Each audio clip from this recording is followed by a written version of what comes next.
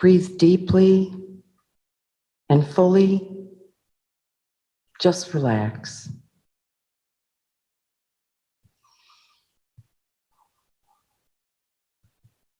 See the light in your heart expand with each breath.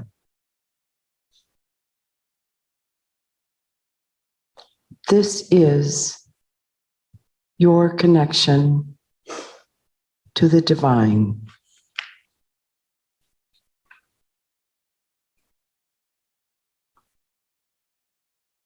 With every breath, this beautiful golden light expands and fills all of your beingness.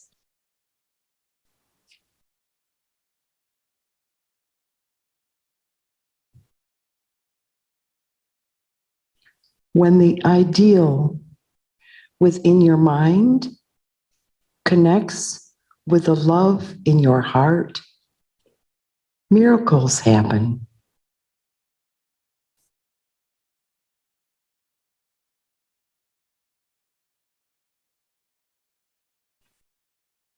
This is our true nature.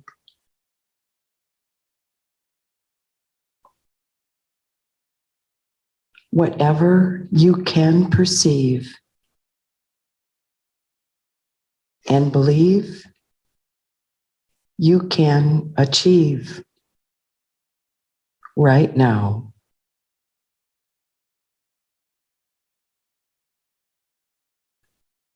It is here for you in the silence.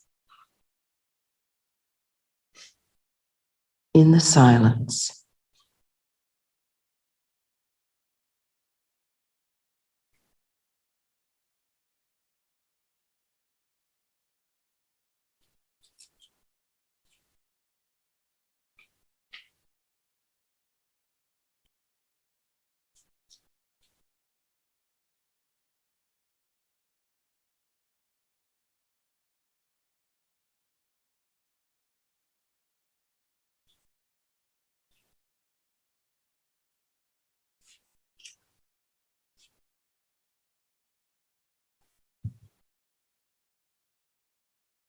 From the nothingness,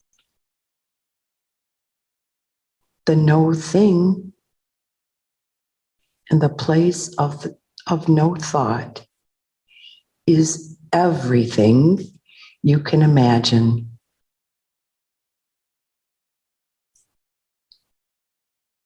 I am the source of all good, and I am free.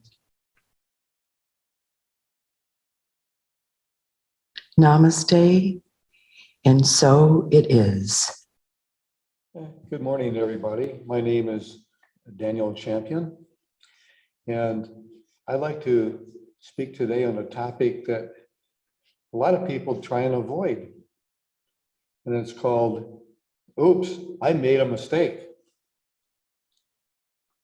And I'll share this childhood memory that happened when I was 5 years old, and it's still very clear.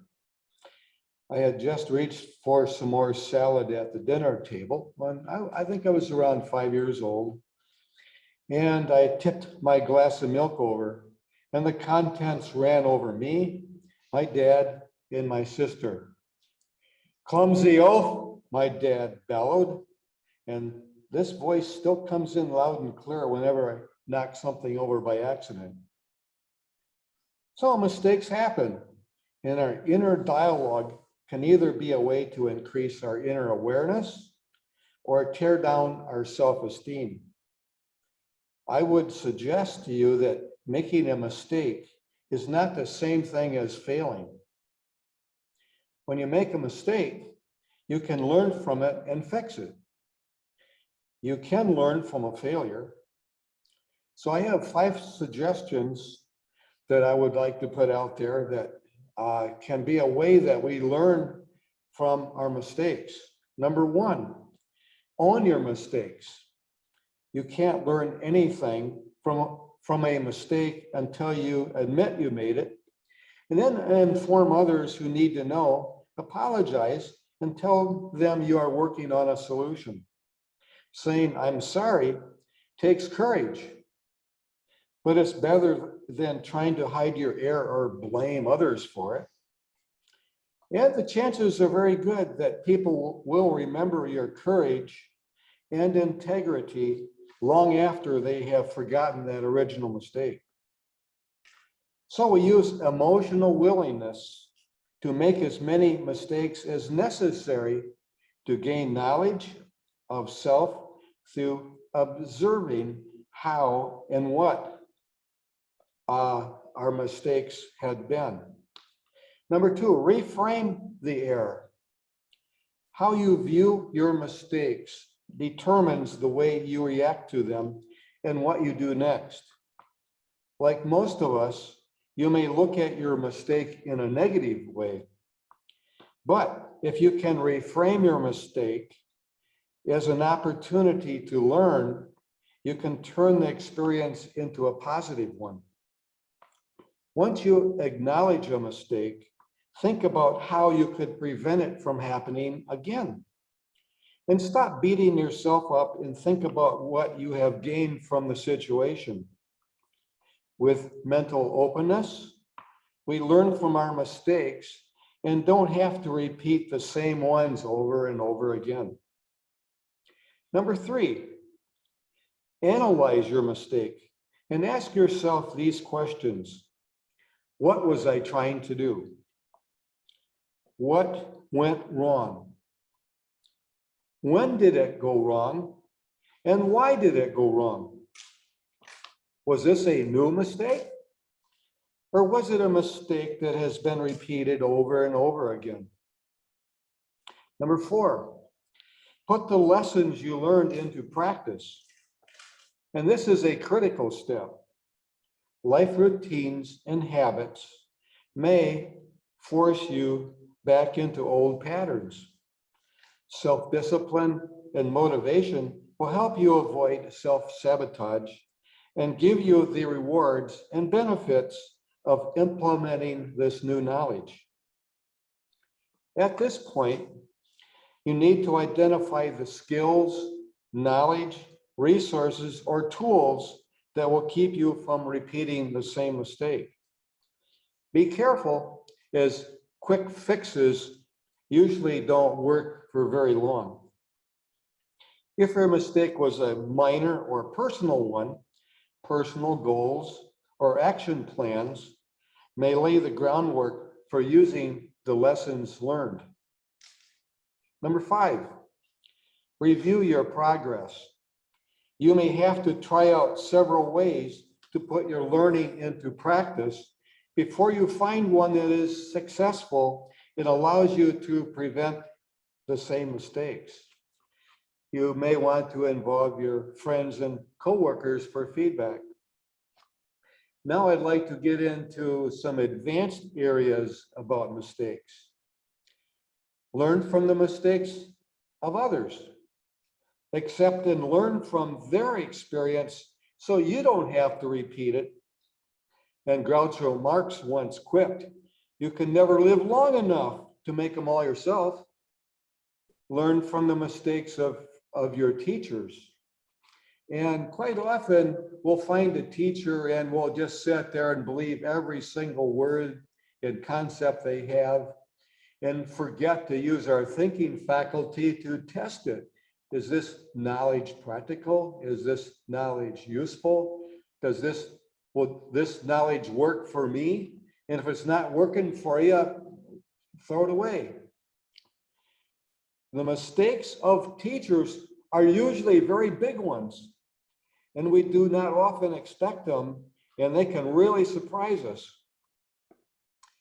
And then there's the concept that we have, oh, I just want it to be perfect. I want it to be mistake-free. Well, forget that. God is the only one that is mistake-free and has perfection. We're a work in progress.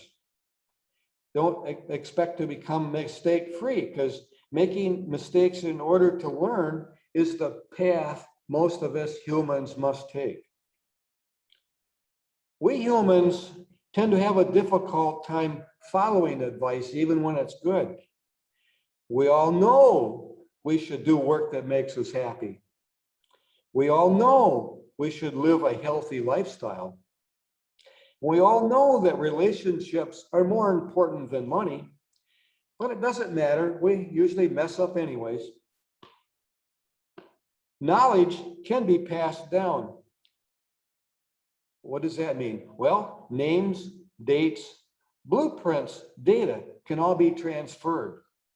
Especially in this day and age, we have computers and hard drives that throw more knowledge at us than we can process in 5 lifetimes. So knowledge is universal, but wisdom is personal, very personal. You can't learn wisdom from a book. You get it from living and making mistakes, experiencing failure, and getting hurt now and then. The great men and women in history did not achieve success because they had an easy ride and did everything right the first time. They made mistakes, lots of them, but they learned. Because each of us is different, we can't know if something will work for us unless we try it. When talking about his experience in inventing a light bulb, Thomas Edison said, "I have not failed. I just found 10,000 ways that won't work." This illustrates the fact that once you have failed enough, you'll have a strong store of wisdom to help prevent future failures. And eventually you will start to succeed. So in closing, I would like to share some thoughts from Dr. Wayne Dyer on mistakes. Quote, "Perhaps the greatest mistake we can make, which causes loss of self-respect, is making the opinions of others more important than our own opinion of ourselves. You'll find no shortage of opinions from others directed at you. Critics hang around and wait for others to make mistakes, but the real doers in the world do not have time for criticizing others. Why? They are too busy doing, making mistakes, improving, and making progress." It is my wish that you have some new insights on this thing we call making a mistake. I'll slip in here and make a comment before our guests on Zoom. Please do, after you hear us. This was wonderful for me. I feel like I've made a lot of mistakes in the last week. And on Thursday, I made another one. And although they haven't ended the world, I think the best thing that I've learned about it is reflecting on how I feel when others make mistakes and realizing asking for help in dealing with it. That's just how I handle it when I get a bad feeling. I found that as I forgive myself, I forgive them. And as I forgive them, I forgive myself. It's a giving and receiving experience. And it's important, I think, to look at the intention when you make a mistake. And that has been a beautiful revealing to me too, because I think when the intention is as pure as you know how to make it, at what you're doing your best, as the fourth agreement says, and you still screw up, then you don't feel quite so guilty. And it's a lot easier to forgive yourself. But that is a very important step in life, and finding the ability to align with our more loving, kind self and part of learning not to judge. So that's all I have to say.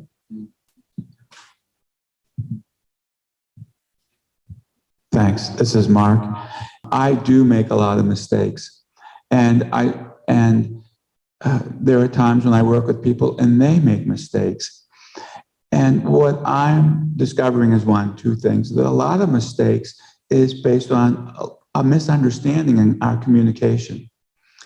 That the good intentions are always there, but the good intentions of one person to help another, while the other person wants something a little differently.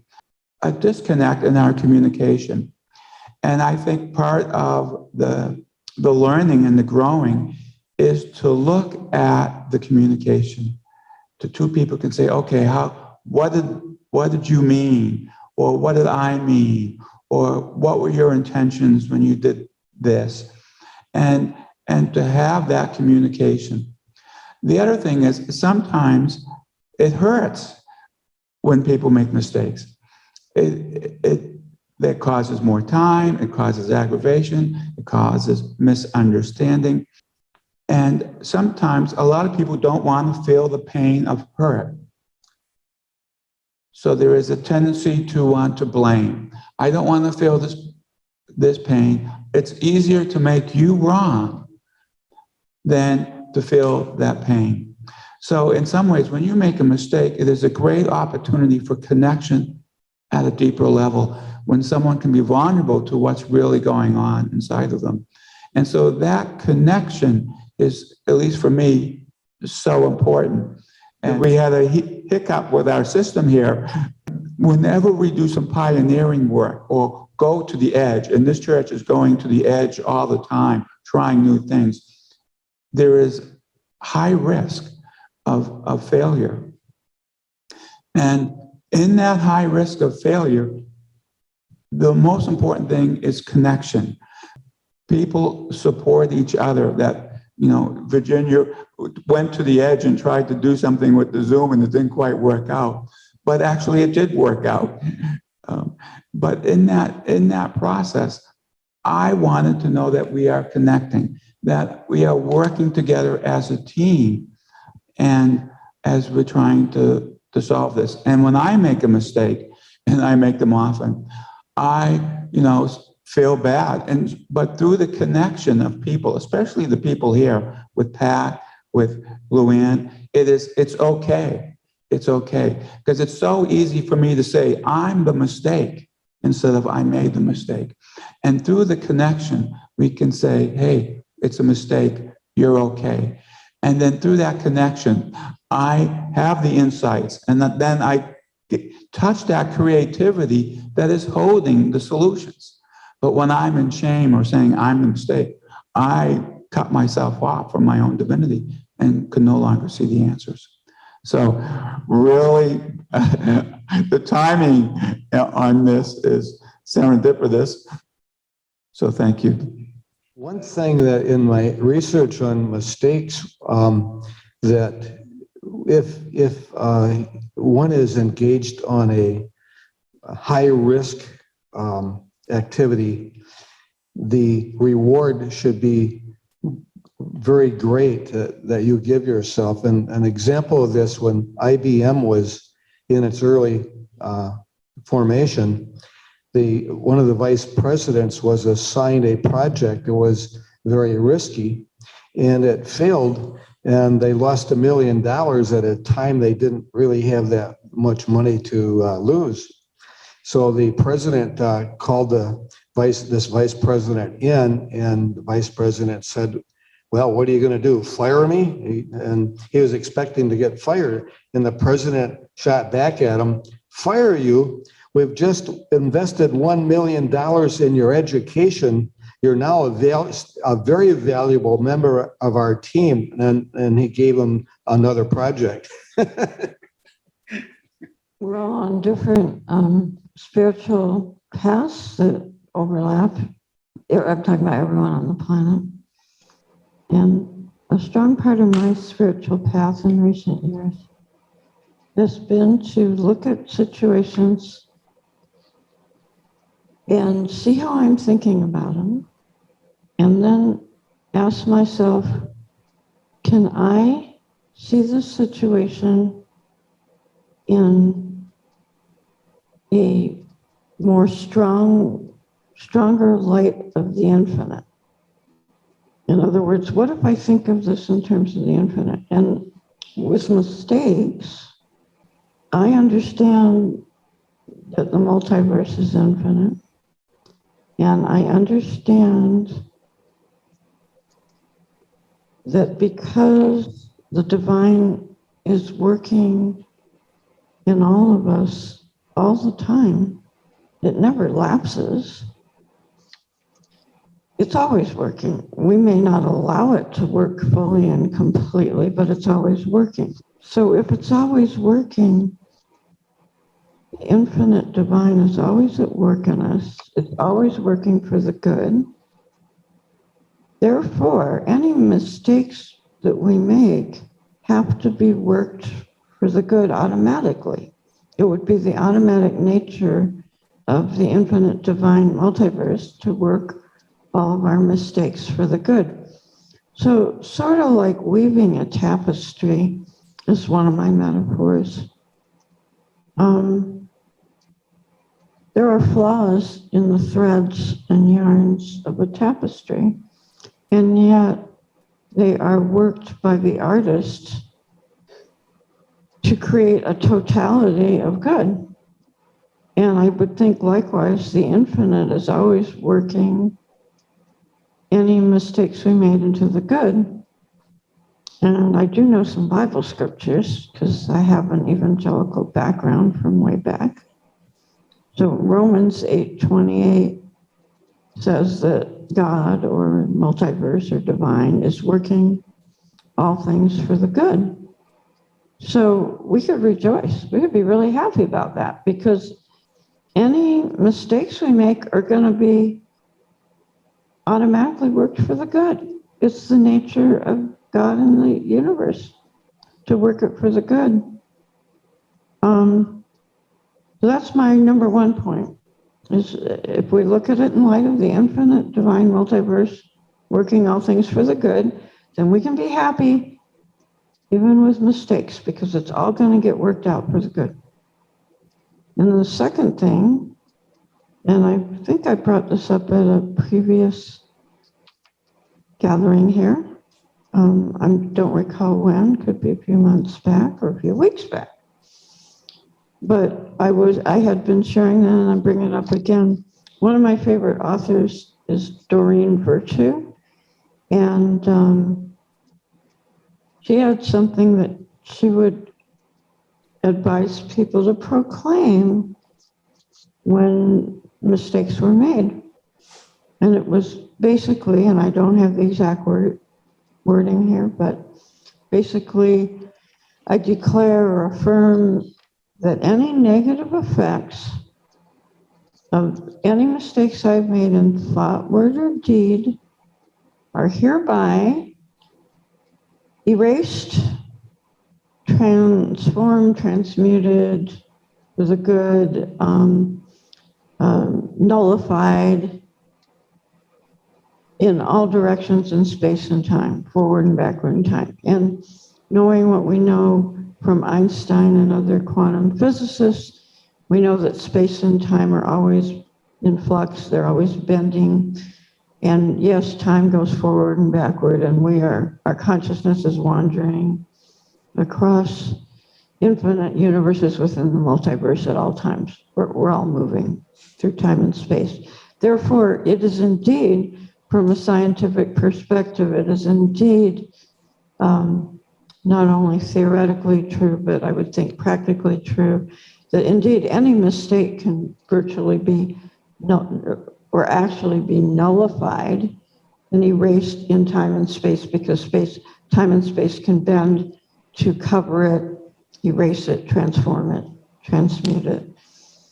So that's really good. If we can affirm when there are mistakes that they're really you can either affirm Romans 8:28 that they're all working for the good, and or affirm that the negative effects of any mistakes are instantly erased in all directions in time and space. I like those two things. So that concludes what I'm sharing for today. Mistakes, we spend a lot of our time in life. It takes away from us being at one with each other. And we spend time being separate, because I look at myself and I have three choices. When I make a mistake, I can either own it, or else I can ignore it and blame, which that's what I think I did a lot of my life. You blame the other person, or the other, it was the other side that was wrong. Or blame and escape, and meaning you'll do different things to take your mind off of owning. So I'm learning in my older age to just own it right away and say, yeah, okay, I was off the mark on that one, be it something I said, did, thought, whatever. I think our biggest mistake is that we do think we're separate, not worthy, so we don't like to go to that place and reflect on why and how we came, like Dan said, of our mistakes. But I think most of the people spend a lot of time trying to validate that they didn't make a mistake by blaming somebody else. And we could just make a shortcut and own it and say, okay, I was off the mark there. And here's the tricky part. It's really a perception of where it's coming from. Is it the other person that says you made a mistake because they're looking at it from their point of view, and so you own it right away?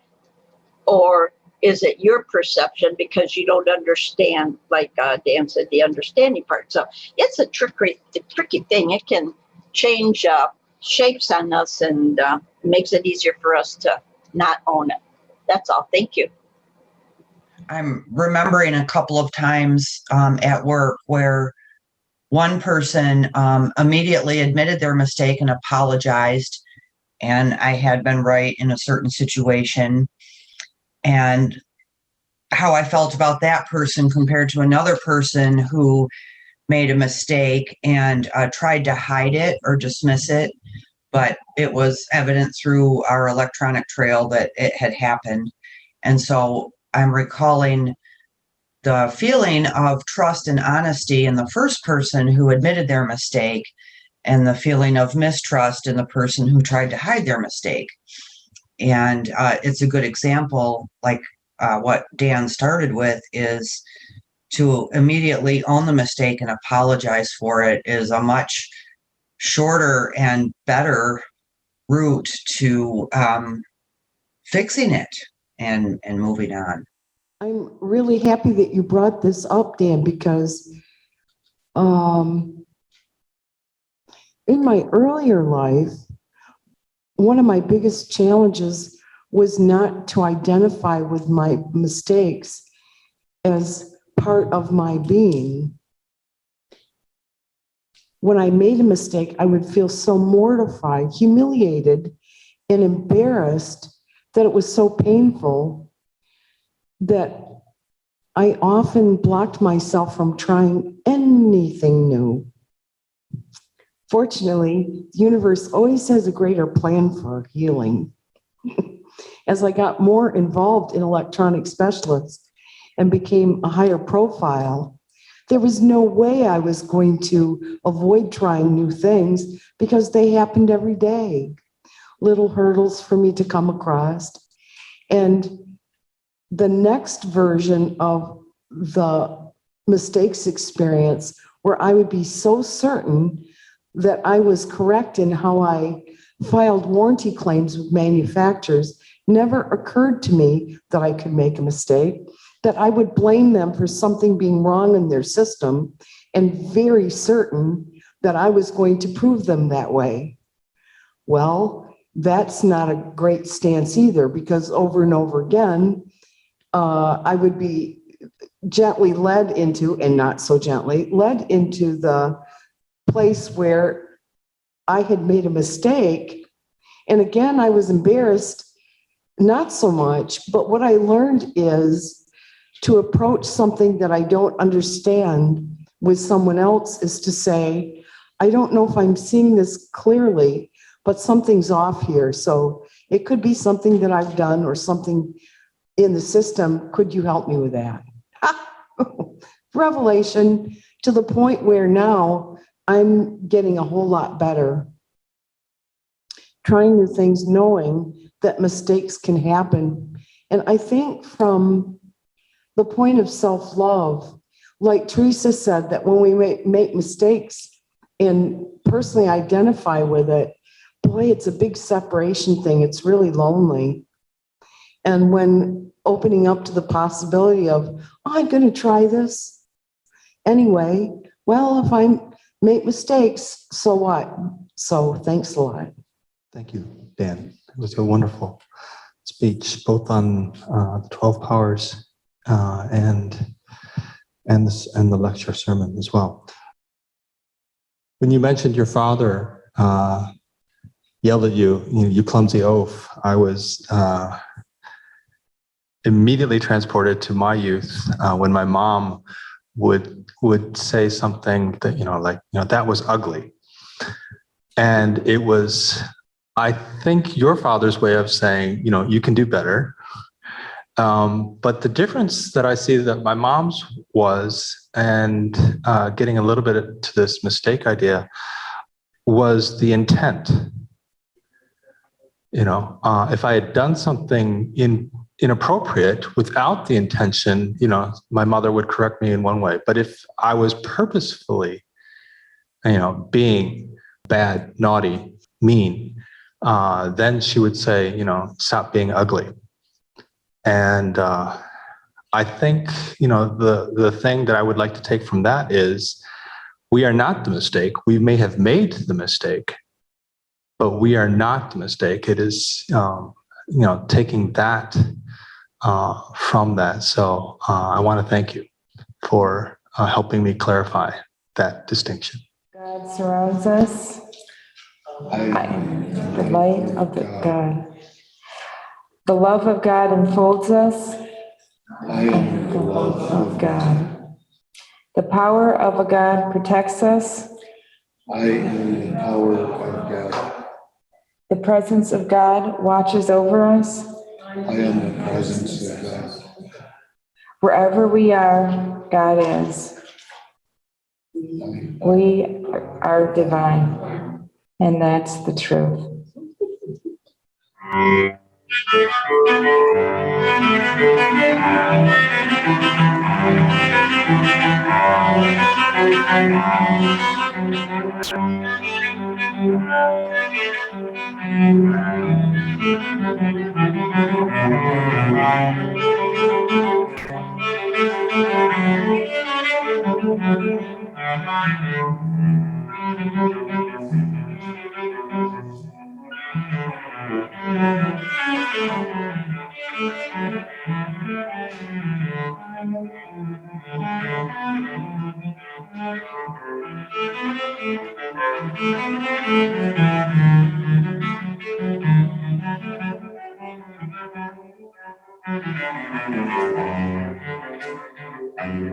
Thank